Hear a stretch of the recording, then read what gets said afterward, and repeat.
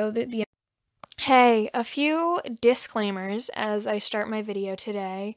One, I will be recording the narration for this all in one take, and it's unscripted, just so that the emotions and the stories are completely raw. Um, Also, this is not going to be a funny video. I have spent a lot of my life being funny and making jokes about things, in particular during the last election. I had just started doing stand-up comedy, so I had a lot of jokes about the changes that I wanted to see in the world, and none of them have happened. So I think it's time to try something new. Um, I am going to be sharing some stories today of homophobia that I've faced, and I just want to warn you that this isn't going to be easy to listen to.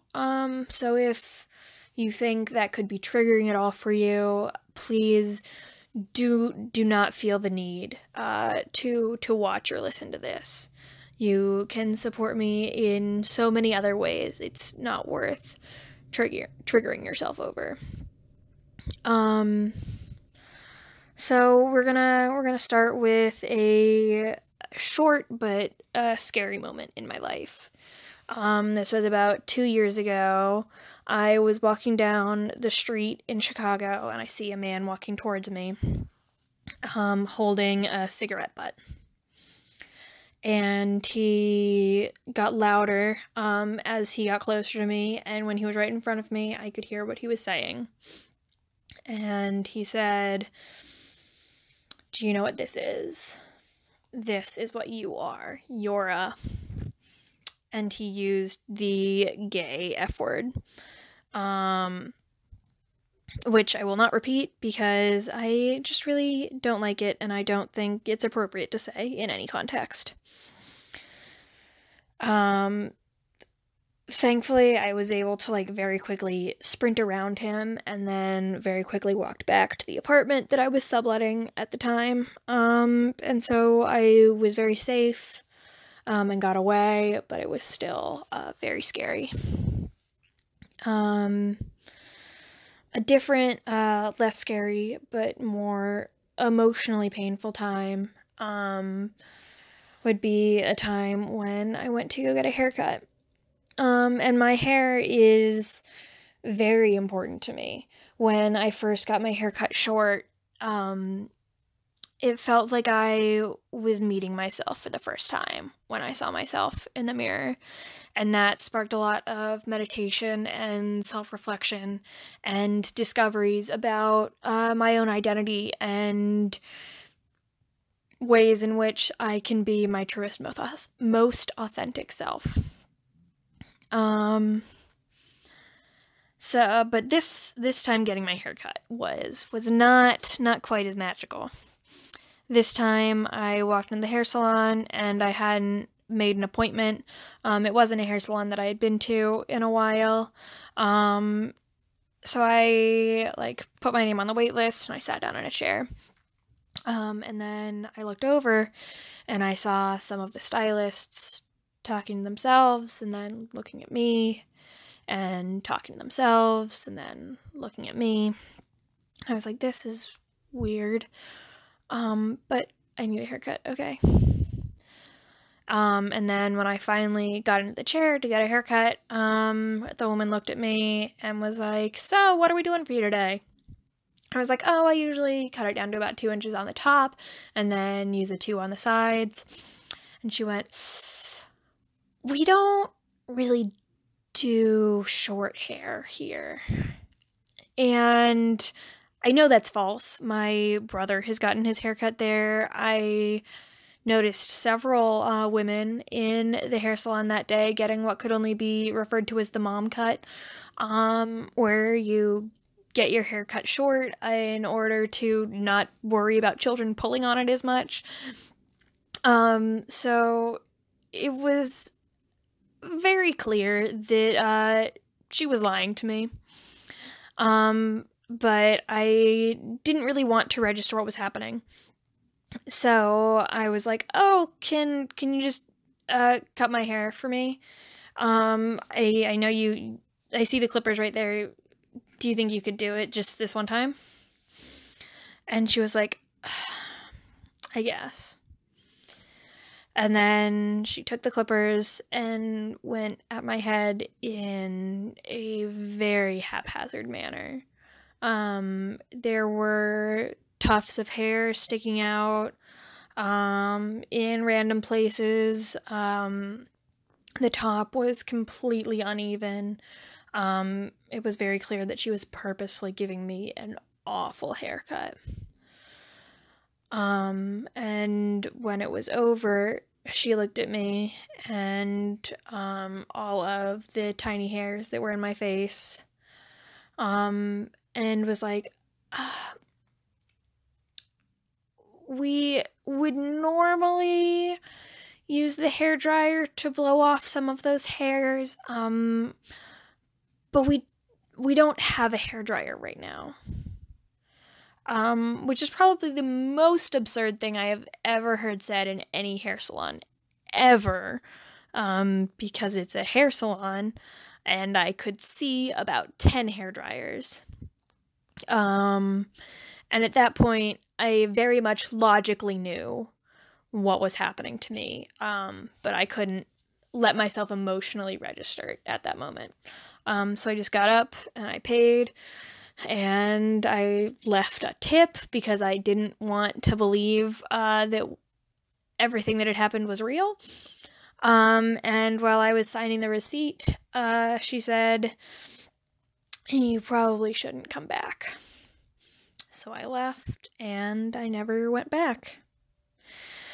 I have one more story, and it's a lot more intense than these other stories. So once again, if there's any part of you that feels like you will be triggered by it, please, please, please click away. This is the story of the first Valentine's Day date that I ever went on. I was dating a woman at the time, and she was obsessed with movies, so I thought the perfect Valentine's Day date would be to go see Carol, because that had just come out. And I was like, oh, we're gay, we should see the gay movie. And she was like super excited for it. So we got in the car, we drove about 45 minutes to this small art house theater, because it was a gay movie and we were in the South, so it wouldn't be playing anywhere near us. And we went to the theater, we bought our tickets, we sat down, I put my arm around her, and then as the trailers are starting, I hear the theater door slam, which is a very disconcerting noise, because I would argue you've probably never heard a theater door slam, if you're lucky.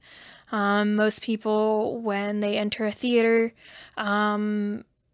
close it softly, or even if they forget and just let it close on its own. Modern theaters have doors that automatically close softly, and even in older theaters, the sound of just letting a door close on its own sounds very different than purposefully slamming a door.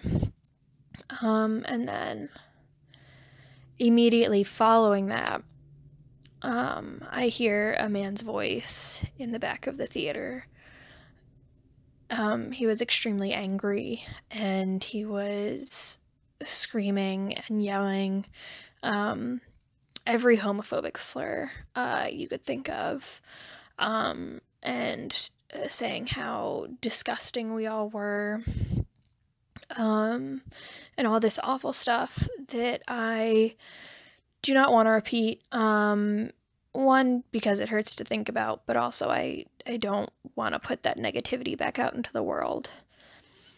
And in the world that we live in today, I don't think it's strange that my first thought when I heard him screaming all these things was, oh no, what if he has a gun? And that's not a thought that anyone should ever have to think. I was really worried that day that I wouldn't make it out of there alive, and that all of the people that I hadn't come out to yet would find out that I was gay, because I was found dead on the floor of a theater, with my arms around a woman.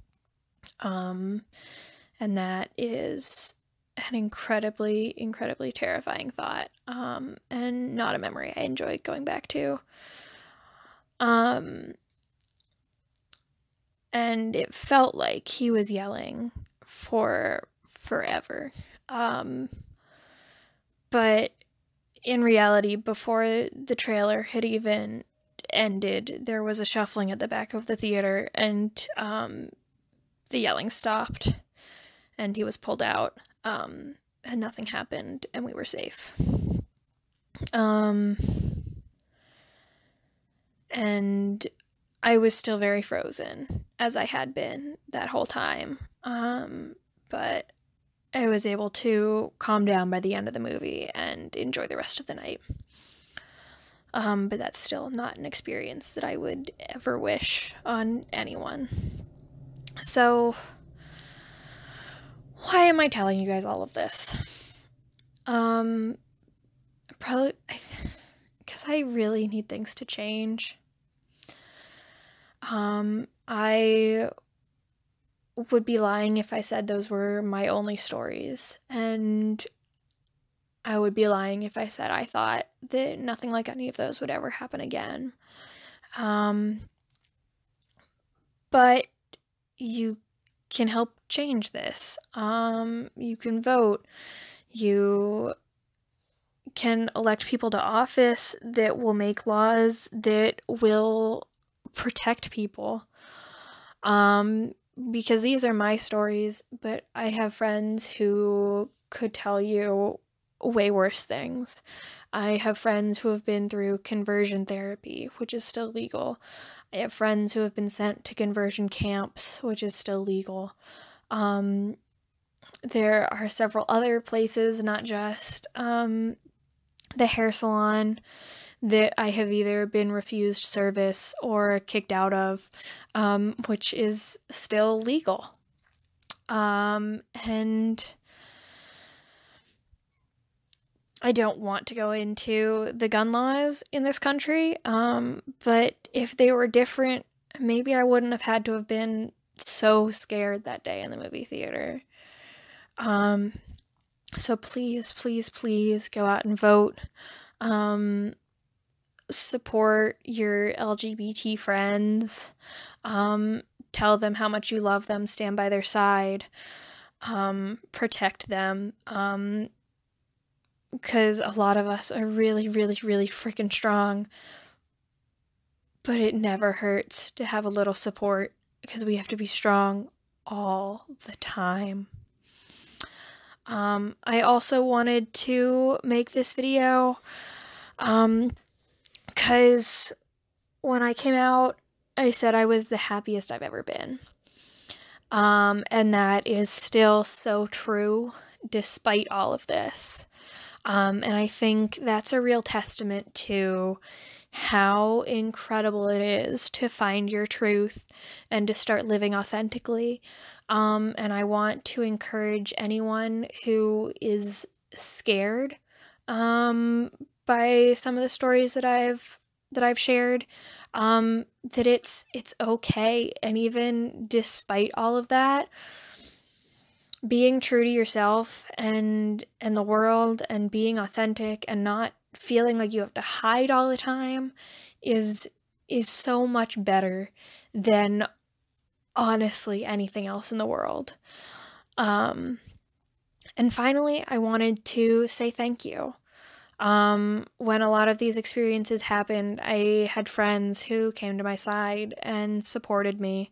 When I had my terrible haircut, I texted my friend Angel, and she invited me over to her house and fixed it, and talked to me and supported me the whole way.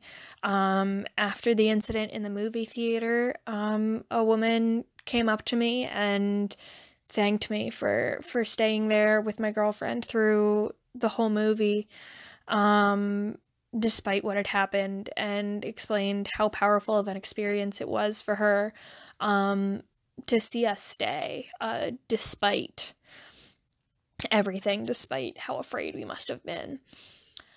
And I want to thank you, for listening, because if you're listening to this, clearly you want to educate yourself, or are just curious.